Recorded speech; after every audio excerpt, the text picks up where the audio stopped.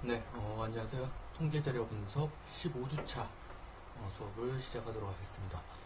네, 벌써 15주차 마지막 주차 수업이 되었는데요. 일단 저번 시간까지 우리가 진도나 이런 내용들은 다 나갔고요. 요번 시간은 출석은 따로 하지는 않고 요거를 아마 어쩔 수 없이 동영상을 올리려면 1분을 올리기는 할 건데 출석에는 따로 제가 넣거나 하지는 않을 예정입니다. 15주차는 무조건 다 출석으로 인정을 하고 올릴 예정이니까 그렇게 알아두시면 될 것 같고요. 먼저 알려드릴 사항은 분반이 나왔습니다. 수요일날 저희는 16일날 수요일날 시험을 치기로 했고 3시부터 시험인데 의안간 101호에서 시험을 치도록 하겠습니다. 네.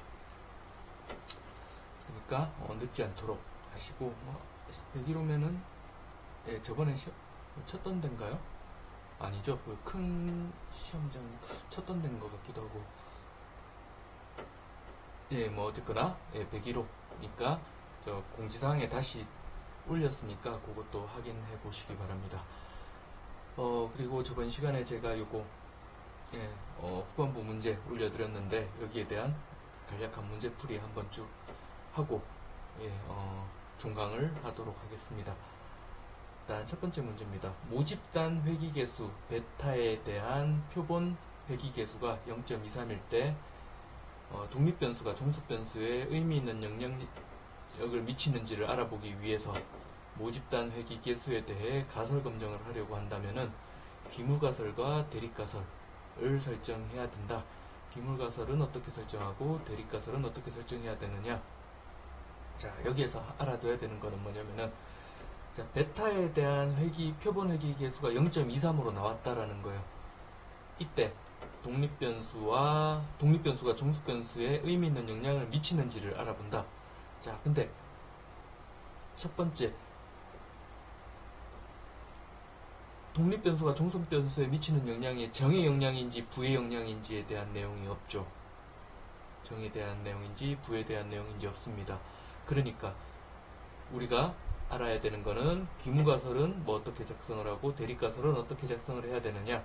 자, 항상 귀무가설은 뭐라고 얘기를 했나요? 귀무가설은 H0라고 표시를 하고 베타는 뭐다?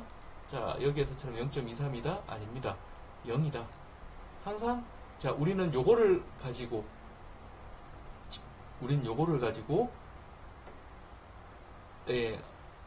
연구를 실시하는 거예요. 베타는 항상 0이다. 그런데 대립가설이 자, 그러면은 베타는 0.23이다. 요게 맞나요? 요거 틀린 거예요. 베타는 0이 아니면은 귀무가설을 기각하고 대립가설을 채택하는 원리예요. 0이 아니고 단지 대립가설로 0.23이 나왔다는 요거는 결과에 대한 거지 결과를 예측하는 것이 아니라 우리는 자, 0이 아닌 거 요거까지만 알 수가 있어요. 그래서 귀무가설과 대립가설을 보게 되면은 1번 이 정답이 됩니다. 이해됐나요? 이렇게 0.23이냐 아니냐 이것을 보는 게 아니라 뭐를 보는 거다?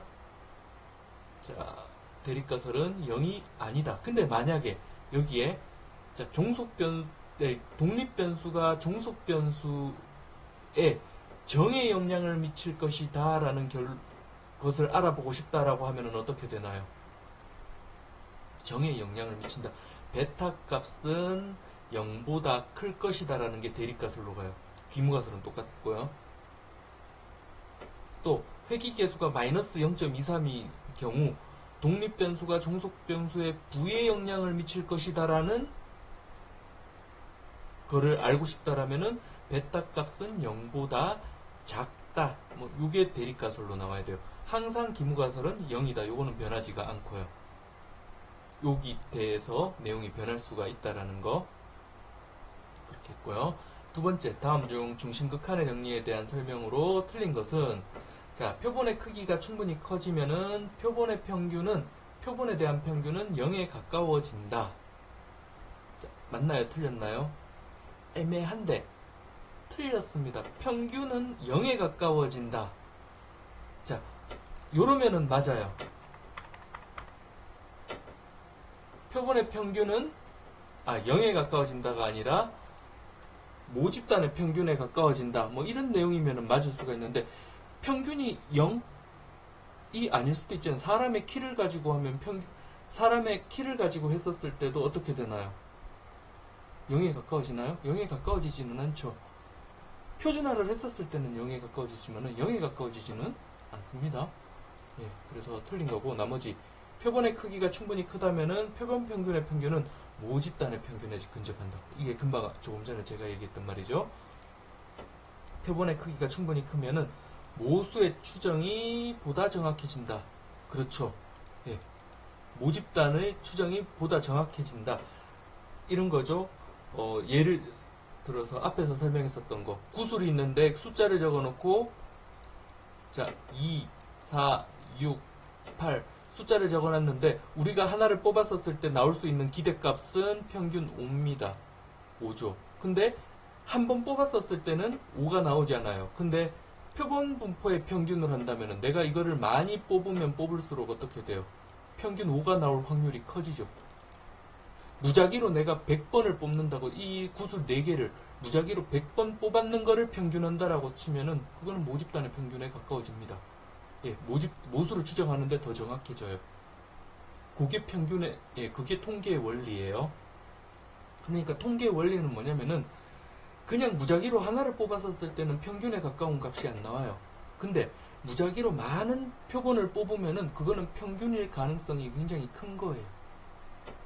그 표본의 수가 많아지면 많아질수록 평균일 가능성이 커진다라는 거예요. 예로 동전을 던졌을 때 앞면이 나올 확률이라 뒷면이 나올 확률은 0.5입니다. 그러면 동전을 한번 던지면 원래의 계산대로라면은 예, 앞면도 나오면 안 되고 뒷면도 나오면 안 되고 딱 가운데 서야 되겠죠. 근데 그렇지 않잖아요. 한 번을 던졌었을 때는 기대했던 확률 0.5가 나올 수가 없죠. 앞면이 나왔거나 뒷면이 나왔거나 100%의 확률이 나왔죠. 근데 동전을 100번 던져요. 100번 던지면 앞면이 나올 확률은 뭐 한 60%뭐 이렇게 나올 수도 있죠. 뒷면은 40% 반대도 될 수 있고. 근데 이걸 1000번, 10,000번 많이 던지면 던질수록 어디로 가까워지나요? 평균에 가까워진다. 그 얘기를 하는 거예요. 표본의 크기가 충분히 크다면은 표본 분포는 정규 분포에 가까워진다. 네, 표본의 개수가 30개가 넘어가면은 표본 분포는 정규 분포로 그린다라고 얘기를 했습니다. 표본의 크기가 커질수록 표본 분포의 분산은 적어진다. 그렇죠. 분산의 크기가 적어졌죠. 그래서 정답은 틀린 거 1번이었죠. 자, 다음 1종 오류. 1종 오류가 뭐였나요? 알파 오류라고 얘기를 했죠. 알파 오류라고 얘기를 했고, 자, 귀무가설이 진실이 아닌데도 불구하고, 진실인데도 불구하고, 귀무가설이 진실인데도 불구하고 채택이 안 되는 경우, 그래서 진실인 귀무가설을 기각하는 경우를 우리는 알파 오류. 이 알파 오류는 적을수록 좋은 거죠. 다음 상관관계에 대한 설명으로 옳은 겁니다. 상관관계에 대한 관계로 자, 두 변수 간의 강한 상관관계가 존재하면은 두 변수는 서로 독립적이라고 한다. 상관관계가 강한 거랑 독립적인 거랑 이거는 말 자체가 그냥 여기에서는 안 되는 거죠. 두 변수 간의 강한 상관관계가 존재한다고 두 변수가 독립적이다. 이거는 있을 수 없는 얘기죠. 두 변수 간의 상관관계로부터 인과관계로 도출할 수 있다. 없죠. 인과관계는 뭐였어요? 원인과 결과가 정확해야 되고 뭐가 먼저 일어났는지도 정확해야 되고 뭐 그런 원리가 세 개가 있었죠. 그러니까 이것도 틀린 말이고 두 변수 간의 상관관계가 없다면 상관계수 값은 0이 된다. 맞죠? 예. 자, 이거는 마이너스 1에서 상관관계는 마이너스 1에서 1까지의 크기를 나타내주고 마이너스 1과 1에 가까워질수록 강한 상관관계가 되고 0에 가까워질수록 약한 상관관계라고 얘기를 했죠.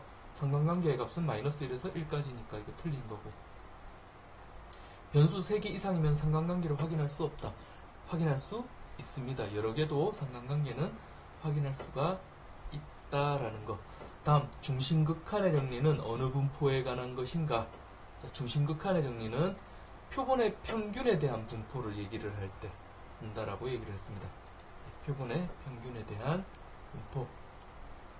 자, 결정계수에 대한 설명으로 틀린 것. 총 변동 중에서 회기식에 의해서 설명되어지는 변동의 비율을 뜻한다. 이게 자, 결정계수다. 결정계수는 설명력이라고 얘기를 했고, 움직였는 변동이 있는데, 원래 y값 평균이 있는데, 거기에서, 자, 어느 정도 값들이 막 움직였죠. 평균에서 떨어져 있는 값인데, 그거를 설명할 수 있는 영역과 설명할 수 없는 영역의 비율을 통해서 나타내주는 거다. 예. 말이 어렵죠? 예, 말이 어렵습니다. 원래 y 값이 이렇게 있습니다. y 평균 값이 있어야 되는데 이런 값이 있다라면은 y 평균 값이 있는데, 자, 원래는 y 평균에서 이만큼 떨어져 있죠. 값들이 떨어져 있는데, 이것을 선을 그어 놓고 이만큼은 설명이 가능한데 이만큼은 설명이 불가능한 영역, 이런 게 있죠. 이 값을 봤었을 때 이만큼 설명이 가능한데 이만큼 또 설명이 안 되고, 그런 것들의 비율을 가지고 하는 게 설명력이다. 그렇죠? 종속변수에 미치는 영향력이 적은 독립변수가 추가된다면은 결정계수는 변하지 않는다. 자, 결정계수는 설명력이니까 영향력이 적은 독립변수가 추가돼도 설명력은 무조건 변하게 되어 있습니다. 그게 좋은 방향으로 변할 수도 있고 나쁜 방향으로 변할 수도 있지만은, 조정된 결정계수에 의해서 나쁜 방향으로도 변할 수는 있지만은 변할 수 있다. 모든 측정값의 값은 추정회귀선상에 있는 모든 측정값이 추정회귀 직선상에 있는 경우에 결정계수는 1이다. 맞죠? 네. 그 선 안에 다 있으면 결정회귀 계수는 1이다. 상관계수도 1이다. 네. 이렇게 확인할 수가 있고요. 단순 회귀의 경우 독립변수와 종속변수 간의 표본 상관계수의 제곱과 같다. 자, 단순 회귀 변수의 경우에 결정계수 값은 독립변수와 종속변수 간의 표본 상관계수의 제곱과 같다. 맞습니다. 결정계수는 0과 1 이하의 값을 가진다. 이거는 맞죠. 상관계수에서는 틀렸다는 말이고, 상관계수에서는 마이너스 1에서 1까지인데 이거는 상관계수를 제곱했는 값이잖아요. 그럼 마이너스 1을 제곱하면 1이 되죠. 마이너스 0.7을 제곱하고 하면은 결정계수가 나오는데 모든 값이 음수도 양수로 변하게 된다 라는 것을 알 수가 있고요. 다음 중 표본평균 x바의 속성이 아닌 것은 표본평균의 평균은 모집단의 평균과 동일하다. 자, 저번에 한번 제가 보여줬던 것처럼 표본평균의 평균은 모집단의 평균과 똑같다. 자, 아까 구술 2, 4, 6, 8이 있는데 평균이 5였습니다. 이거를 표본 2개로 해가지고 나올 수 있는 모든 값들을 다시 평균하면은 또 5가 나왔죠. 표본 3개를 해서 나올 수 있는 모든 값들의 평균값을 보니까 5가 나왔어요.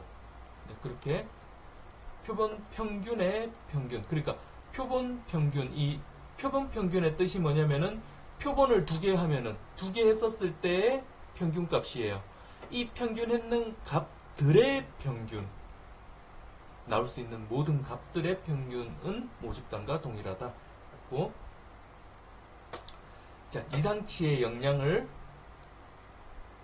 받는 편이다. 이상치가 있다면 영향을 받을 수가 있죠. 네. 그리고 세 번째, 중심이치를 나타내는 통계량 중 하나이다. 맞죠? 중심이치 평균. 크기 순서대로 나열한 자료를 같은 크기의 2개 집단으로 나눈다. 자, 이거는 표본 평균에 대한 속성이 아니죠. 이거는 뭐예요? 자, 크기 순서대로 나열한 자료를 같은 크기의 두 개 집단으로 나눈다. 같은 크기에? 예. 말이 조금 이상한데, 크기 순서대로 하는 거는, 크기 순서대로 나열 중앙치 얘기를 하는 것 같죠? 네. 뭐 조금, 말은 조금 수정해야 되겠지만, 4개의 모집단에서 표본 크기를 2개로 복원 추출하였을 때 나올 수 있는 x바의 수는 16개이다. 자, 이거는 표본 4개의 모집단에서 표본 크기 2개를 하면은 4의 2승에서 16이 가능합니다. 16개의 복원이 가능해진다. 그러니까 틀린 거. 예, 지금 같은 경우에는 4번이죠. 예.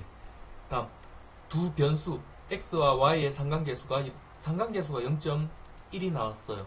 이때 만약에 x와 y를 2x와 3y로 바꾼다라면 상관계수가 어떻게 될 것 같아요? 안 변합니다. 상관계수 값은 x와 y 값이 뭐 2x와 y 됐다고 해서 변하지가 않아요. 그대로 0.1이 돼요. 상관계수 값은.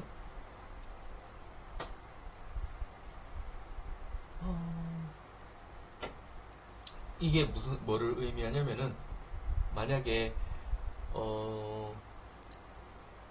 자, 표본을 가지고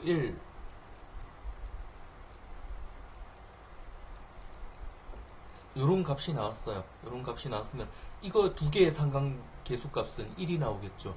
똑같으니까. 그런데 여기에는 곱하기 2를 해주고 여기에는 곱하기 3을 해줘요. 그러면은 2, 4, 6, 8이 되고 여기에는 3, 6, 9, 12가 되는데 요거의 상관계수는 똑같이 1이 되는 거예요. 예, 요거의 상관계수는 똑같이 1이 된다 라는 거. 평균이 5이고 표준편차가 2인 정규분포로 따르는 확률 변수 x를 관측할 때 x의 관측치보다 4보다 크고 4보다 크고 요 글자가 빠졌네요. 요 지워졌네.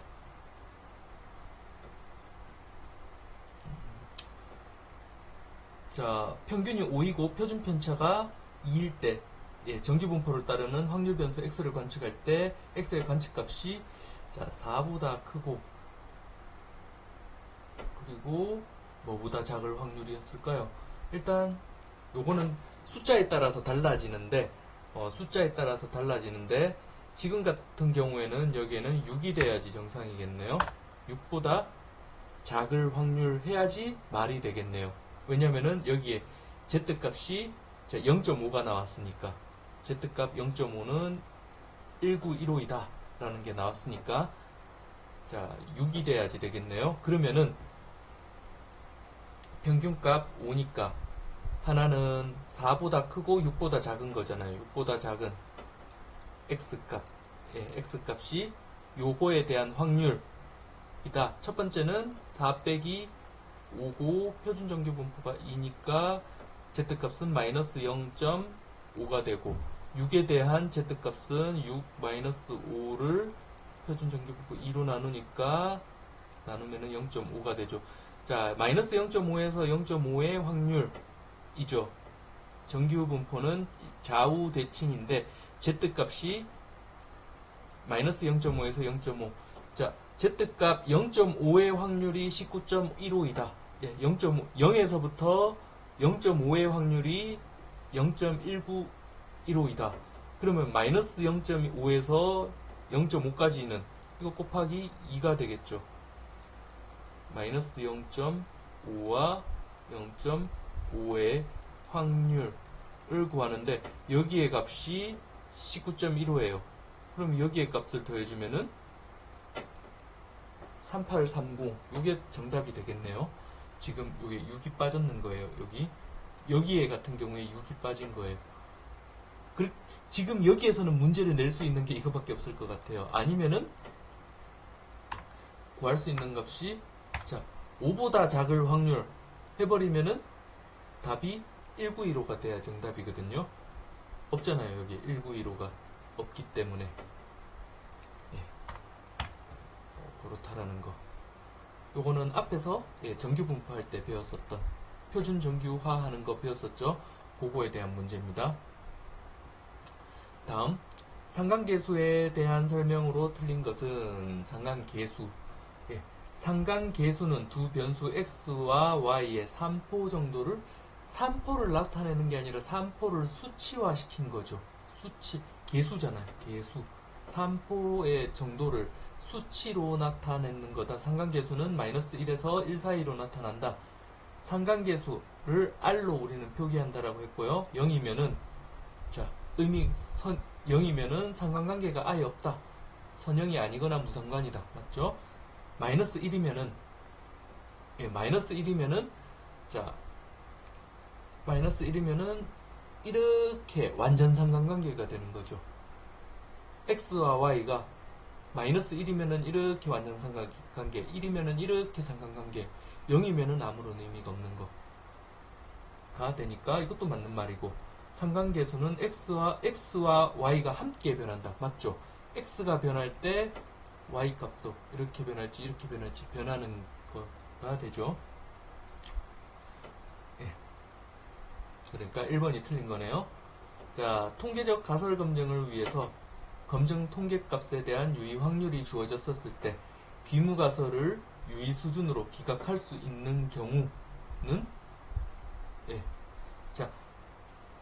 귀무가설이 기각되는 경우, 귀무가설이 기각되는, 제가 얘기했죠. P값과 알파값이 있는데, 알파가 유의수준이고, P값은 우리가 유의확률로 구해진 값이라고 얘기를 했죠.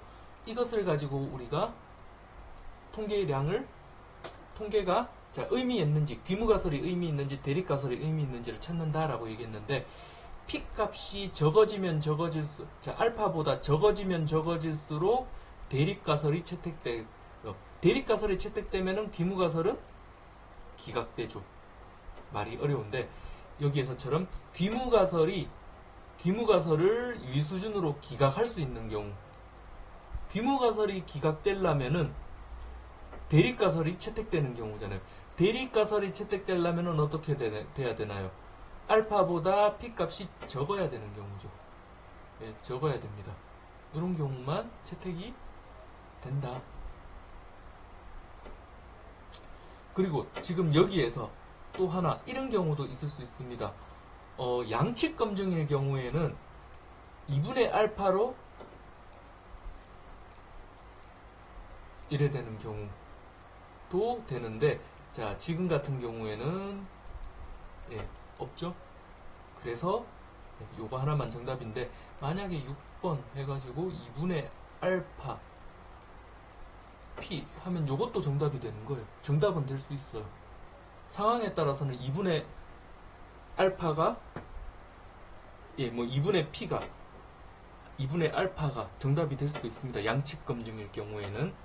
근데 그것까지는 지금 너무 복잡할 수 있으니까 웬만하면은 문제에서 그렇게 헷갈리게 하려고 하지는 않고 있어요. 이론적으로는 그렇다라는 거. 정규분포의 일반적인 성질이 아닌 것은 정규분포. 정규분포는 평균에 대해서 대칭이다. 맞죠? 정규분포는 평균과 표준편차가 같은 두 개의 정규분포는 존재할 수 있죠. 정규분포는 평균하고 표준편차에 의해서 다양한 모양이 생길 수가 있다고 했으니까 당연히 두 개가 같은 정규분포는 존재할 수가 있다. 정규분포에서 평균, 주광치, 최빈치는 항상 같다. 맞죠? 정규분포의 모양은 이런 모양이니까 최빈치, 중앙치가 평균이 모두 같다. 다음 정규분포에서 특정 x값이 발생할 확률을 보여준다. 정규분포가 있으면은 특정 x값이 발생할 확률을 보여주는 게 아니라 우리는 여기에 대한 누적 확률을 보는 거예요. 항상 누적 확률을 볼 수 있지, 이 x 값이 나올 확률이 몇 프로다 라는 것은 알 수가 없어요. 왜? 자, 우리는 얘기를 했죠. 이 x 값은 마이너스 무한대에서 플러스 무한대 값을 가진다라고 얘기를 했죠. 그러니까 이 x의 개수가 1억 개가 있다고 하더라도 있다고 하더라도 분모가 무한대이기 때문에 무한대분의 1억 개는 1억은 1조는 1경은 어떻게 되나요? 0입니다. 구할 수가 없어요. 왜? 분모가 무한대이기 때문에 무한대분의 어떤 수치가 나와도 다 0이 돼요. 구할 수가 없다. 그러니까 틀린 거죠. 확률 변수 x가 취할 수 있는 값의 범위는 마이너스 무한대에서 플러스 무한대다. 맞죠? 금방 얘기를 했죠. 그렇기 때문에 요 특정 x 값을 구하는 게 아니라 특정 x 값까지의 누적 확률을 알 수가 있는 거예요. 누적. 예. 자, 다음 중 틀린 것은 표본의 크기가 증가하면은 모집단의 분포가 무엇이든 관계없이 평균의 표본 분포는 정기 분포에 가까워진다. 맞죠? 네. 평균의 표준 오차는 표본의 크기에 정비례한다. 자, 평균의 표본 오차가 뭐냐면은 표본의 그 표준 편차를 얘기를 하는 거예요. 쉽게 얘기를 하면은 평균의 표준 오차라는 거는 표본을 구했었을 때 그 표본에 대한 표준 편차들의 평균 뭐 이렇게 얘기를 할 수 있는데 그걸 표준 오차라고 얘기를 하는데, 크기가 정비례해서 감소하는 게 아니라 루트가 씌어지죠. 이 분산 같은 경우에는 맞는 말인데 요 같은 경우에는 틀린 겁니다. 분산은 어땠어요? 분산은 표본의 크기에 2, 4, 6, 8 이거를 가지고 한번 제가 실험을 한번 했었죠. 요거를 했었을 때 평균은 0이 5고 분산도 5가 나왔는데 표본을 2개 해가지고 나올 수 있는 모든 값들의 분산은 2분의 5로 줄어들고 표본을 3개 했더니 3분의 5로 줄었어요. 이렇게 줄 수는 있는데 표준 오차는 루트가 여기 또 씌어져 버리니까 정비례하지는 않죠. 표본의 개수로 줄기는 하는데 정비례하지는 않는다. 최빈치는 분포도의 가장 높은 점에서 찾을 수 있다. 최빈치는 맞죠? 분포에서 가장 높은 점이 최빈치죠. 예, 회기 모형에서 y와 x의 관계가 있음을 알아보기 위한 검증에서 기무가설은 H0, 베타는 0이다. 맞죠? 항상 기무가설은 베타는 0이다. 이게 기무가설이에요. 자, 50개의 자료가 있을 때 중앙치는 25번째 값이다. 이게 애매한데 틀렸습니다. 구하는 공식이 있었는데 기억나실지 모르겠는데, 자, 샘플의 개수에다가 가장 첫 번째 값과 가장 마지막 값에 2분의 1 했는데, 이게 짝수계로 시작하면 어떻게 되나요? 짝수계로 시작을 하면은 소수점이 나와버리잖아요. 첫 번째 값과 50번째 값 하면은 51 해가지고 25.5 이래 나오잖아요. 그럼 25번째 값과 26번째 값의 평균값이 중앙치가 된다. 그런 내용이 있었습니다. 한번 잘 기억 안 나시면 앞에 한번 찾아보시기 바래요. 네, 다음으로 다음 주장을 확인하기 위해서 단칙 검증을 해야 되는 경우를 보는데요. 1번을 보면은 ABC 제품 평균 수명은 1000시간 이상이다. 네, 이래 되면은 1000시간, 기무가설은 1000시간이다. 그런데 대립가설은 아니다. 1000시간 이상이다. 예, 이건 맞는 얘기죠. 두 번째, ABC 직원의 10% 이하는 회사 정책에 불만을 가진다. 자, 10%보다 적은 인원이 불만을 가진다라는 것을 확인하는 거죠. 그래서 평균을 통해서 실제 인원 중에서 회사에 불만을 가지는 인원이 10%보다 적을 것이다라는 것을 확인하는 거니까 이것도 단식 검증으로 확인이 가능해야 하고, ABC에서 근무하는 평균 근로자 근무 연수는 10년이다. 그러면은 이게 10년이 맞는지 아닌지를 확인하는 거니까 10년보다 클 수도 있고 적을 수도 있는 거죠. 그러니까 이거는 양측 검증으로 봐야 되겠죠. 이 두 개는 어때요? 한쪽 면만 보죠. 10% 이하인지만 보고, 요거는 1000시간 이상인지만 대립가설을 통해서 보는데, 이거는 평균 근무 연수가 10년이니까 10년보다 큰지 또는 적은지 두 개 다를 보기 때문에 이게 양측 검증이 되죠. 또 ABC 은행의 평균 대기 시간은 9분이다. 평균 대기 시간이 9분보다 클 수도 있고 적을 수도 있는 상황이 있잖아요. 실제로는. 그러니까 양측으로 보는 거고, 어떤 제품의 용량이 500g이다. 500g보다 클 수도 있고 적을 수도 있으니까 이것도 양측으로 다 봐야 되겠죠. 요 세 개는 양측으로 보고 요 두 개는 단축으로 본다.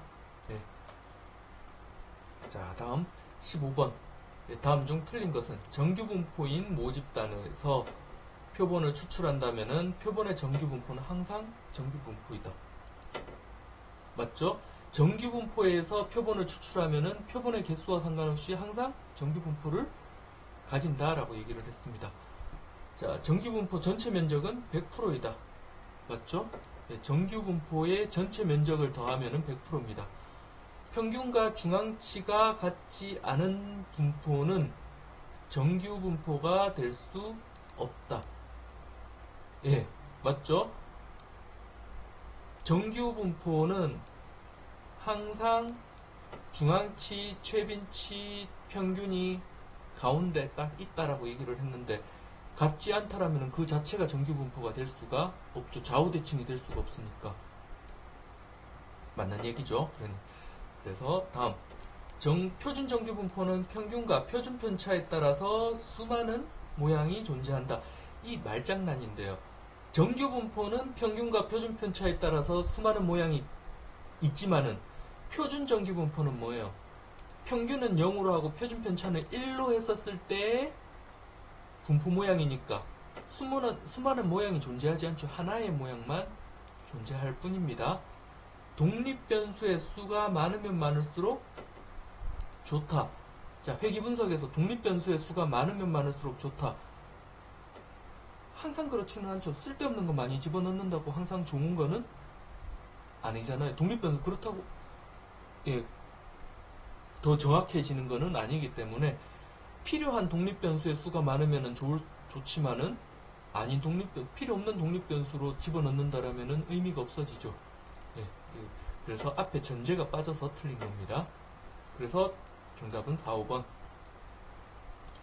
다음 중 중심치를 나타내는 척도가 아닌 것은, 중심치를 나타내는 것은 평균, 중앙치, 최빈치고, 표준 편차 범위, 이거는 산포도를 나타내는 거죠. 다음 중 틀린 설명은 2종 오류를 우리는 베타 오류라고 했고 1종 오류가 알파 오류다라고 얘기를 했죠. 그러니까 1번이 틀렸네요.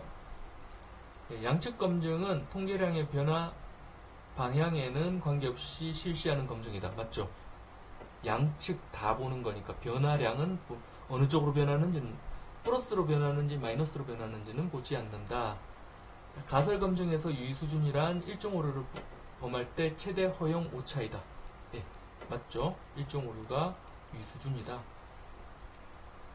다음, 유의 수준을 감소시키면은 1종 오류의 확률은 증가가 아니라 유의 수준을 감소한다라는 게 알파를 줄인다는 거예요.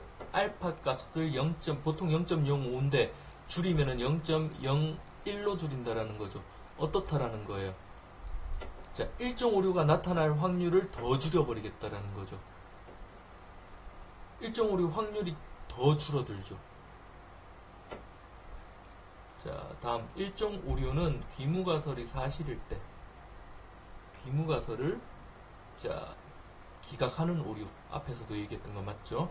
그러니까 4번이 틀렸죠. 또 1번, 4번이 틀렸습니다. 다음 중 옳은 것은 유의 수준이 유의 수준의 크기가 적을수록, 금방 알파가 적을수록 귀무가설이 채택될 확률은 커진다. 맞죠? 자, 알파가 적어질수록 여기에 있던 알파가 여기로 간다라는 거죠. 그만큼 뭐가 되나요?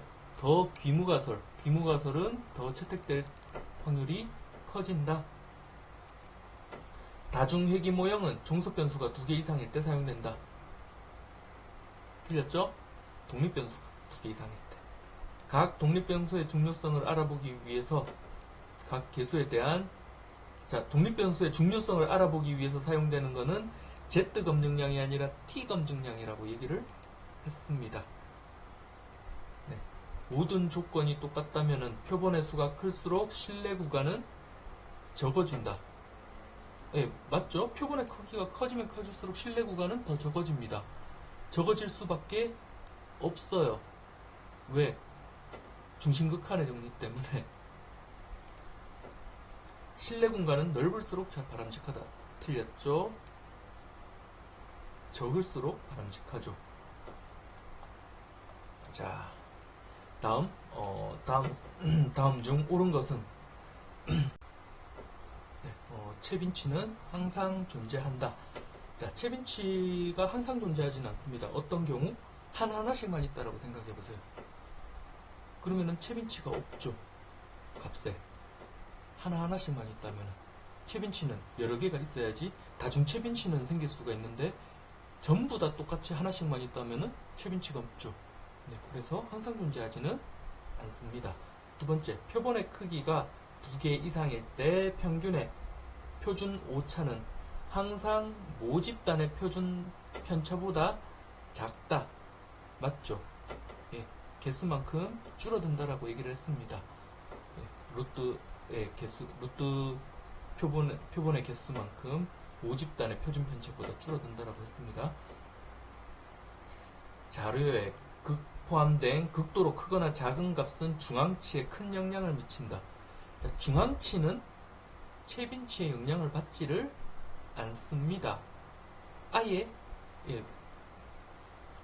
포함이 안 되죠. 가운데 있는 값만 쓰니까. 틀렸죠? 왼쪽 꼬리 분포인 경우에는 평균이 제일 크고 채빈치가 제일 작다. 자, 왼쪽 꼬리 분포. 왼쪽이 꼬리가 있고, 왼쪽이 꼬리가 있고, 자, 모양이 이렇게 생긴 거죠. 왼쪽에 꼬리가 있고, 자, 책에는 이렇게까지 돼 있는데, 이렇게까지만 생각을 하셔도 됩니다. 요런 모양의 분포다. 요런 모양의 분포면은, 자, 숫자로 봤었을 때, 자, 채빈치가 제일 많고 평균이 여기쯤에 있을 거고 중앙치가 여기쯤에 있을 거라는 거죠. 그러니까 채빈치가 제일 크다가 되죠. 제일 많죠. 자, 표준 편차의 단위는 관찰치의 측정 단위와 같다. 맞죠? 평균적으로 얼마만큼 떨어져 있는지를 보는 게 표준 편차인데 그냥 평균적으로 떨어졌는 거를 다 더해버리면 무조건 0이 나와버리니까 제곱을 하고 제곱을 했으니까 원래 값보다 커졌죠. 커진 것을 루트 씌어서 원래 값으로 되돌려 놓은 겁니다. 맞는 말이다. 5번. 자, 그래서 2번, 5번이 정답이죠. 네.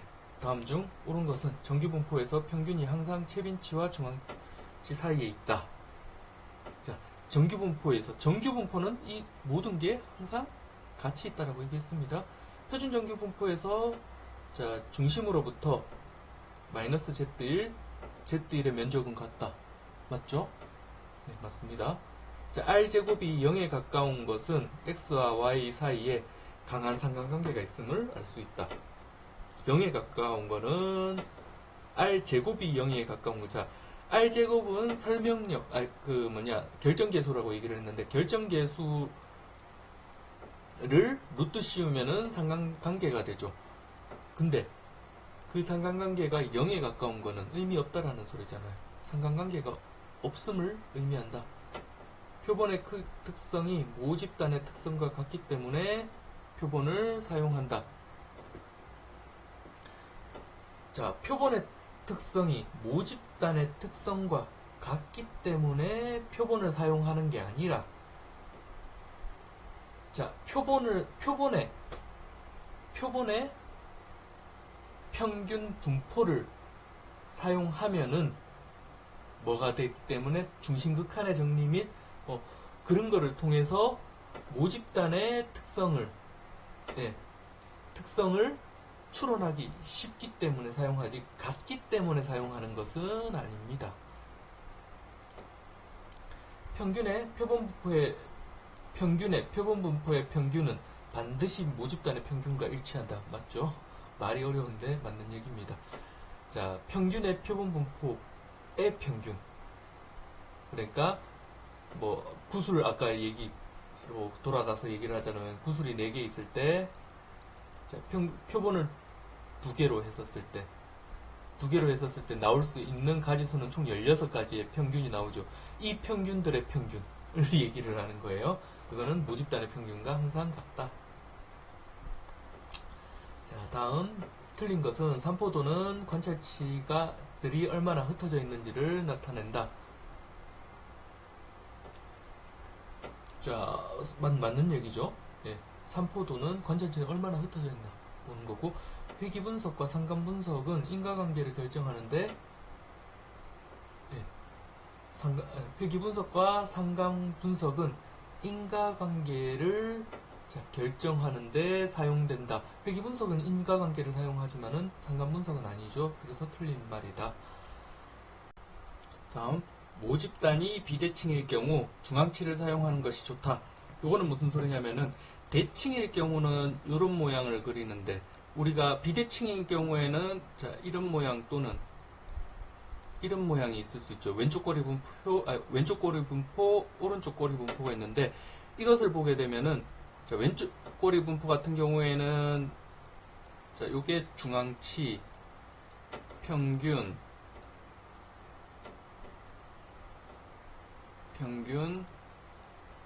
요게 최빈치가 되고, 오른쪽 꼬리 분포 같은 경우에는, 요게 최빈치, 중앙치, 평균이 되죠.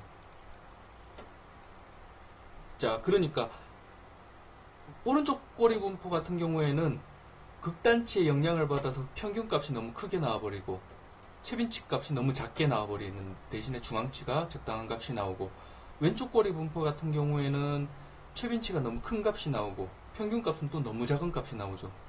작은 값의 영향을 받아서 중앙치는 그 가운데 있으니까. 비대칭일 경우에는 중앙치가 그나마 더 가운데 값을 잘 표현할 수가 있다. 이런 의미입니다. 그러니까 맞는 거죠. 맞으니까 틀린 거. 헷갈립니다. 다음 중 자료 중에 가장 큰 값과 작은 값의 차이를 범위라고 한다. 맞는 말이죠. 네, 범위가 가장 큰 값과 가장 작은 값의 차이를 범위라고 한다.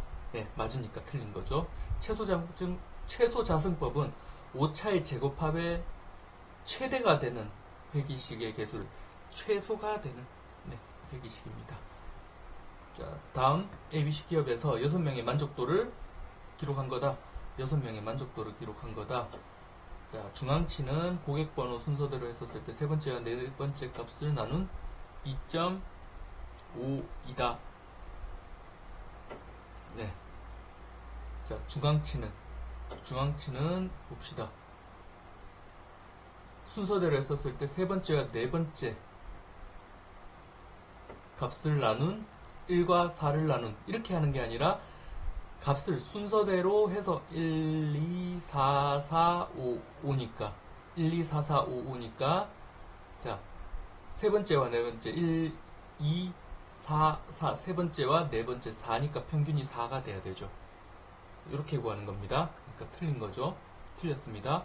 최빈치는 가장 많이 나온 4와 5 중에 하나를 선택한다가 아니라 4도 최빈치, 5도 최빈치가 되는 겁니다. 평균은 만족도 6개를 다 더해주고 6개를 나눈 값이 된다. 맞죠? 범위는 가장 큰 값과 작은 값의 차이인 1과 5의 차이는 4이다. 맞죠? 최빈치는 여러 개가 나와도 상관없다. 맞죠?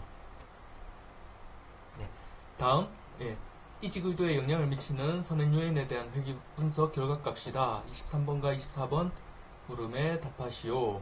자, 이런 결과값이 있다라고 가정을 해봅시다. 자, 독립변수가 종속변수에 영향을 미칠 것이라는 가설을 검증을 하는데, 검증 결과를 잘못 해석한 것은, 자, 이직 의도에 영향을 미치는 요인이 직무 만족, 근무 환경, 교육 점수, 보상 몰입 5개가 있었습니다. 그래 했었을 때 직무 만족은 이직 의도에 영향을 미칠 것이다는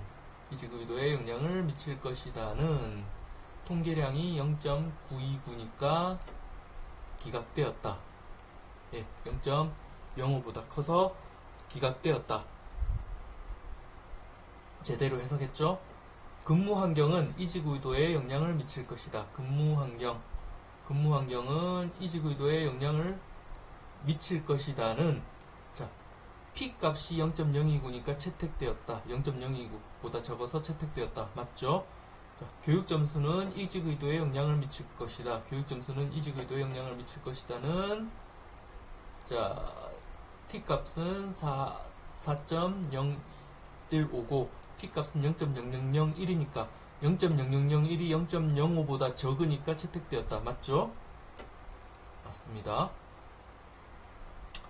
자, 보상은 이직 의도에 영향을 미칠 것이다는,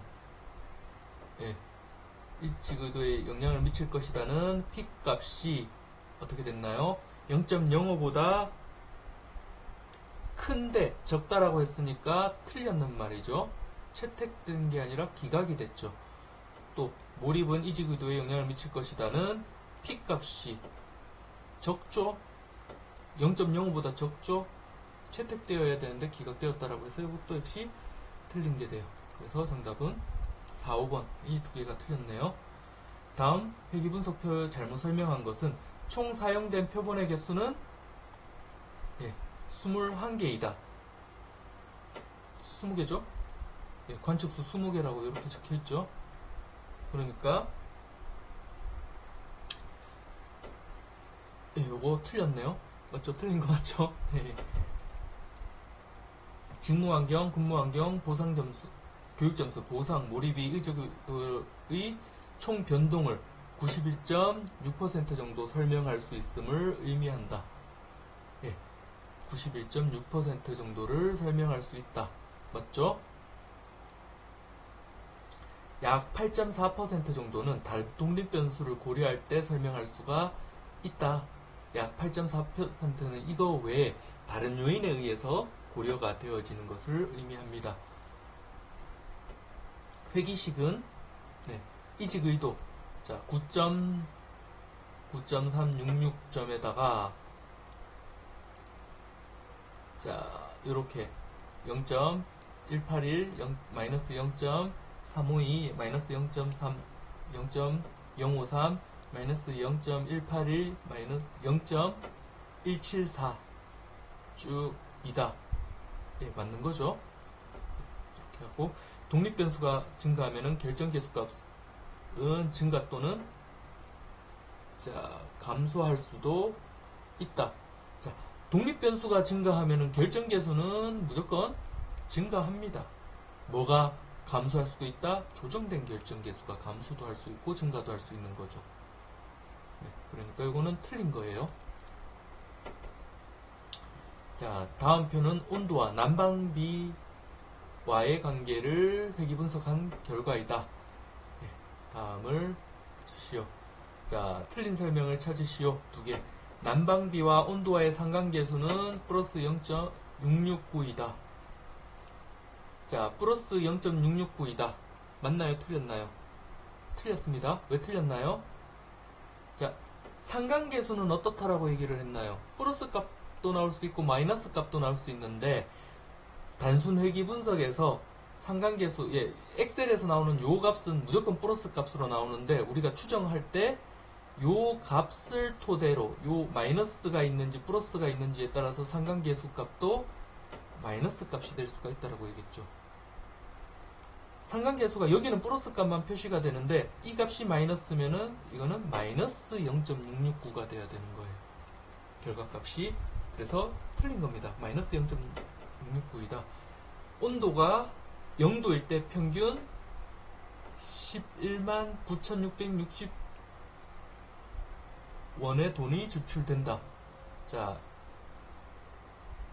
이게 만원이니까 11만원이 되니까 11만 9,660원 마이너스 온도에 따라서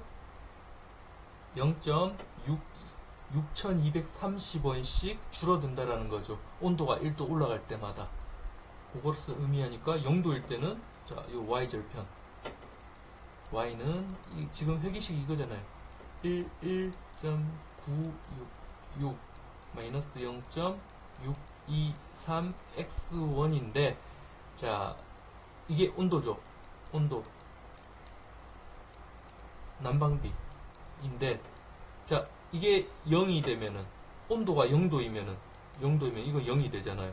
그러면은 요 값이 되는데 11만 원이잖아요. 난방비가 만 원으로 계산이 돼야 되니까 11만 9,960원 맞는 말이죠. 온도와 난방비의 총 변동은 66.9% 설명할 수 있음을 의미한다. 틀렸죠. 설명력은 44.8%고 상관계수가 66.9%입니다.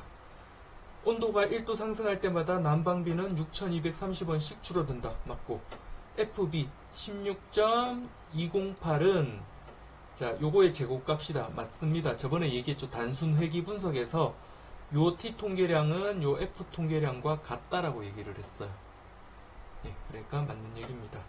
자, F 검증에서 P 값은 여기 있죠? 예, P 값은 여기 F 검증에서 P값 0.001. 자, 알파의 0.05에서 F 검증의 결과로부터 내릴 수 있는 결론은 요거는 뭐라고 했나요? 분산 분석. 자, 이 모형이 필요 있는지 없는지 적어도 한 개 이상이 채택되는지 안 되는지. 근데 한 개밖에 없으니까 이게 채택이 되면은 당연히 이것도 채택이 되는 거라서 같은 결과를 보여주는 건데 자, 5% 유수준으로 요거를 설명하면은 독립변수들 모두 종속변수들의 관계가 없다. 독립변수들 모두 종속변수의 관계가 있다. 라고 얘기를 하는 게 아니라 독립변수들 중 일부만 종속변수의 관계가 있다. 자, 지금 요것을 통해서 확인할 수 있는 것은 지금은 독립변수가 하나밖에 없지만은 여러 개가 있을 때, 이렇게 여러 개가 있을 때 FB가 있다라면은 뭐를 설명하는 거냐면은 독립변수들 중 일부는 최소한 일부는 채택될 수도 있다라는 것을 여기에서 보여주는 거예요. 예, 뭐 4, 5번은 없고 요거 같은 경우에는 독립변수들 중 일부만 종속변수의 관계가 있다. 요거를 얘기할 수가 있고 지금같이 단순 회귀 분석일 경우에는 솔직히 말해서 2번도 정답이에요. 예, 요거 한 개만이라고 얘기를 했는데 독립변수들 모두 종속변수의 관계 지금 왜냐면은 단순 회귀 분석이잖아요. 그러니까 요 FB의 결과를 봤었을 때는 독립변수가 다 채택된 게 맞죠. 그래서 정답은 지금 상황에서는 정답이 2번, 3번이 다 맞고요. 만약에 다중회귀 분석을 보여주고 요거를 설명하라라고 하면은 정답은 요거 하나가 정답이에요. 말이 조금 헷갈린데 이 분산 분석의 의미는 뭐냐면은 앞에서 나올 독립 변수들 중에 적어도 하나 이상은 채택이 됐었을 때는 FB가 채택이 되게 되거든요. 그래서 이 FB의 요거의 의미는 뭐냐면은 적어도 한 개 이상은 종속변수와 관련이 있다라는 것을 보여주는 건데 지금은 독립변수가 하나밖에 없잖아요. 그러면은 독립변수들이라고 얘기했는데 독립변수가 하나밖에 없으니까 요것도 채택이 되는 거가 되겠죠. 그래서 2번, 3번 알파가 0. 네, 메일이 와서 전화가 와서 좀 끊겼는데요. 자, 지금 알파를 0.0으로 했을 때 T 검증을 통해서 자, 확인할 수 있는 것은 자, 독립변수들은 모두 종속변수에 관계가 없다. 독립변수들은 모두 종속변수에 관계가 있다. 독립변수들 중 일부만 예, 관계가 있다. 자료가 불충분하다. 지금 같은 경우에는 독립변수가 요거 하나밖에 없잖아요. 예, 그래서 독립변수들 중 일부만 정석변수에 독립변수들 중 일부만 정석변수의 관계가 있다. 이거라기보다는 독립변수 모두 정석변수의 관계가 있죠. 예, 하나밖에 없으니까. 지금 이건 약간 문제가 좀 잘못되기는 했습니다. 이렇게 적으면 안 되고 0.05 수준에서 t 검증을 통해서 내릴 수 있는 결론은 뭐냐? 뭐 요거 같은 경우에는 일부만 관련이 있다라고 답을 할 수가 있죠. 지금 요 문제 같은 경우에는 요거를 대상으로 제가 문제를 내려고 만든 거였는데 좀 실수가 있었습니다. 그럴 경우에는 정답이 3번이 돼요. 독립변수들 중 일부만 정석변수의 관계가 있다. 근데 지금은 요거 같은 경우에는 독립변수가 하나밖에 없잖아요. 그러면은 독립변수들이라고 말하기가 그렇죠? 독립변수들이라고 말하는 예. 그런데 예. 독립변수 전부 다 관계가 있는 걸로 결론을 내렸죠. 요거 같은 경우에는 예, 요 두 개 같은 경우에는 요거를 대상으로 문제가 나왔어야 되는데 좀 실수가 있었습니다. 이렇게 넘어가고, 자, 엑셀에서 다음의 메뉴를 변경하였었을 때 위 결과에서 달라지는 부분은, 자, 요거를 이렇게 바꾸면은 여기에서 바뀌는 부분은 뭐가 있느냐? 자, 없습니다. 네, 없다. 원래 여기에 보면은 나오는 결과값들이 있는데 그 값이 변하는 건데 여기에는 없다. 예전에 했던 건데 지금 상위 원래 결과값이 나오게 되면 이렇게 하위 상위 95% 기본값으로 되어 있기 때문에 이게 두 번 나오는데 지금 요거 같은 경우는 제가 상위 하위를 99%로 바꿔줬었을 때 나타나는 값입니다. 이렇게 바꿔줬었을 때 금방 했던 그 값이 99%, 95%가 나오는데 여기에는 그 내용이 빠져있죠. 그러니까 없음이 정답이 되겠죠. 자, 다음 중 틀린 거 두 개. 회기 모형의 전체적인 유의성을 알아보기 위해서는 F 검증을 한다. 맞죠? 모든 표본의 자료들의 회기선 위에 놓이게 되면은 R제곱은 1이 된다. 예. 맞죠? 그리고 모든 표본의 자료들의 회기선 위에 놓이게 되면 R은 1이 된다. 이것도 맞는 말이죠. 예. R을 1인데 1을 제곱해봤자 1이잖아요. 예. 같은 말이에요. 다중 결정계수는 총 변동이 정석 변수들에 의해서 설명될 수 있는 비율을 의미한다. 독립변수에 의해서. 그러니까 틀렸죠. y는 24.4 플러스 5.6 x1에서 여기서 y는 몸무게 1은 나이에서 나이가 한 살 증가하면 몸무게가 24.4만큼 증가할 것으로 예상된다. 틀렸죠. 5.6이죠. 네. 5.6만큼. 네. 다음 설명 중 틀린 것은 검증의 대상이 되는 가설을 귀무가설이라고 부른다. 대립가설이 아니죠. 틀렸습니다. 유의 수준이 낮아지면 귀무가설이 기각될 확률이 감소한다. 맞죠. 유의 수준이 낮아지면 귀무가설이 채택될 가능성이 커지죠. 분산을 계산할 때 관찰치와 평균의 차이를 제곱하는 이유는 음수를 양수로 바꾸기 위해서다. 맞는 얘기입니다. 범위를 계산하기 위해서는 표본 중 두 개의 값만을 사용한다. 맞죠? 제일 큰 값과 제일 작은 값. 자료에 따라서 평균이 없을 수도 있다. 평균이 없을 수는 없습니다. 자, 알파가 0.1이면은 수영 영역의 면적은 알파가 0.1이라는 거는 10%라는 거죠. 그러면 나머지 90%는 0.9가 수영 면적, 귀무가설의 수영 면적이 되죠. 네. 상관계수와 회기계수에 대한 설명으로 잘못된 것은, 자, 상관계수는 회기선에서 3포 정도를 측정하고 회기계수는 기울기를 측정한다. 네. 상관계수는 3포 정도, 회기계수는 기울기. 맞죠? 네, 회기계수는 기울기가 맞습니다. 회기계수의 절대값 크기는 자료들의 직선에 얼마나 많이, 자, 회기계수의 절대값의 크기는 자료들이 직선에 얼마나 모인, 자, 회기 개수는 기울기 값이라고 얘기를 했잖아요. 그런데 요거는 설명하는 게 뭐예요? 결정계수를 설명하고 있는 거죠. 틀렸습니다. 단순 상관계수와 단순 회기계수의 부호는 항상 동일하지는 않다. 항상 단순 회기분석상에서 상관계수와 회기계수는 항상 부호가 같습니다. 그래서 여기에 값이 플러스면 여기에 값도 플러스고 여기에 값이 마이너스면 여기에 값도 마이너스가 돼야 돼요. 그래서 틀린 게 되겠죠. 네, 그래서 틀렸고, 단순 상관계수 R의 제곱 이 설명력 R과 동일하다. 맞죠? 회기계수의 기울기가 0이면 상관계수 또한 0이 된다. 맞습니다. 자, 다음 네 가지 선형관계에서 결정계수가 같은 것으로 짝지어진 것.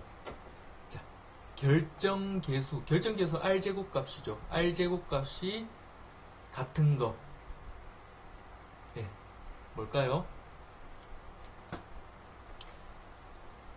4개 다 같습니다. 결정계수는 4개 다 같아요. 왜? 결정계수는 뭐와 어디에서부터 어디까지? 0에서 1까지 나타내는 값이죠. 마이너스나 플러스나 같아요. 근데 지금 모든 선상 위에 들어가 있잖아요. 모든 점들이 선상 위에 들어가 있죠. 그러니까 다 똑같은 값이 돼요. 만약에 상관계수가 같은 값이라면은 어떻게 될까요? 상관계수가 같은 것끼리 짝지어진 거는 AB 같고 CD 같죠. 그렇다. 예. 그렇다면은 A, B, C, D 답이 2개가 되겠죠. 이런 식으로 값이 나올 수가 있다. 자, 거의 끝 나갑니다. 다음의 설명 중 틀린 것은 기울기가 2이고 절편이 4인 단순 회기식이 있다면은 독립변수의 값이 2일 경우 중속변수의 값은 8이다. 자, 기울기가 4이고 절편이 4이다. 그러면은 기울기가 4인데 독립변수 x의 값이 2이다. 그러니까 2 곱하기 2는 4에다가 상수값 4를 더해주면 8이다. 맞죠? 알파가 0.05이고 p값이 0.01이면은 대립가설이 채택됩니다. 틀렸죠? 단일 모집단에서 평균이 24이고 표본의 개수가 144개이다.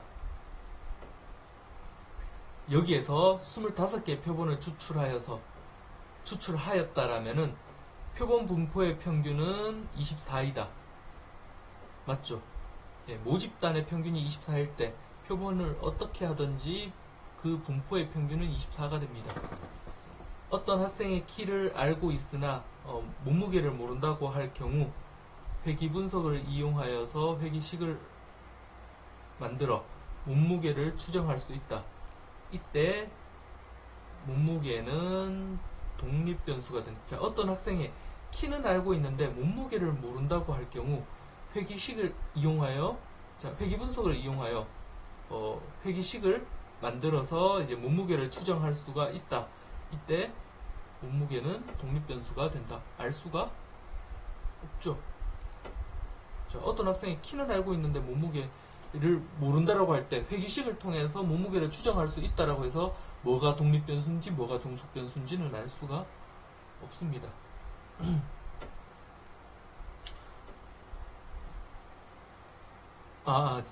지금 말을 잘못했네요. 어떤 학생이 키를 알고 있으나 키를 통해서 우리는 몸무게를 안다라고 가정을 하면은 몸무게는 독립변수가 아니라 종속변수가 돼야 되겠죠. 만약에 지금 같은 경우에는 이런 거죠. 키는 알고 있는데 몸무게를 모른다라고 할 때 회기식을 통해서 알 수가 있다라는 거는 뭐냐면은 키를 통해서 몸무게를 알 수 있다라는 거잖아요. 그렇다라면은 몸무게는 종속변수가 돼야 정답이 되겠죠. 일단 틀렸습니다. 단순회기 분석에서 만일 x와 y의 r제곱이 0.49일 때 상관계수는 알 수 없다. 알 수 있죠. 루트 씌우면 되잖아요. 0.49면은 상관계수는 루트 씌우면은 어떻게 되나요? 0.7이 되나요? 77에 49니까 0.7이 되겠네요. 이렇게 알 수 있다. 자, 다음 중 잘못 설명한 것은 회기 모형의 전체적인 유의성을 알기 위해서는 F 검증을 한다. 맞죠? 각 독립 변수의 중요성을 알아보기 위해서는 각 계수에 대한 T 검증을 하면 된다. 맞죠? 회기식에서 독립 변수가 증가할 때 정수 변수가 증가한다면은 그때 상관계수의 범위는 -1에서 1이다. 이제 1에서 0에서 1 사이가 되겠죠. 독립 변수가 증가할 때 정수 변수도 증가한다라고 했으니까 -1에서 1 사이는 될 수가 없죠. 0 사이는 될 수가 없죠. 알파가 0.05이고 P가 0.07이면 영구가설은 수용된다. 기각되죠. 영구가설이 대립가설입니다. 기각되죠. 알파가 0.05일 때 참인 귀무가설을 부정하는 오류를 범할 확률을 0.05라고 한다. 네, 맞는 말입니다. 이렇게 36문제를 풀어봤는데 여기에서 비슷한 문제들이 좀 많이 나올 거라고 생각되니까 한번 여기에 있는 내용들을 토대로 공부를 하시면 될 것 같습니다. 수업 듣는다고 굉장히 고생 많이 하셨는데요. 한 학기 동안 좀 만나지 않고 이렇게 수업, 특히나 수학에 관련된 얘기를 하려고 하다 보니까 굉장히 좀 힘든 부분도 있고 좀 그런 부분이 있는 것 같아요. 특히나 통계 같은 경우는 학생들이 얼마나 따라오는지를 좀 이렇게 봐가면서 가면은 좋은데 그런 거를 할 수 없었다라는 좀 문제점이 있었던 것 같습니다. 여러분들도 굉장히 힘드셨을 거라고 생각이 드는데 아마 다음 학기에는 진짜로 이제 대면 수업을 할 수 있지 않을까라는 생각을 해보게 됩니다. 이제 시험까지 한 일주일 조금 더 남았는데요. 마무리 다들 잘 하시고 이번 학기도 원하는 성적 다들 받으셨으면 하는 바람입니다. 네, 한 학기 동안 듣는다고 진짜 수고 많이 하셨습니다. 네, 그러면은 시험 때 뵙도록 하겠습니다. 수고하셨습니다.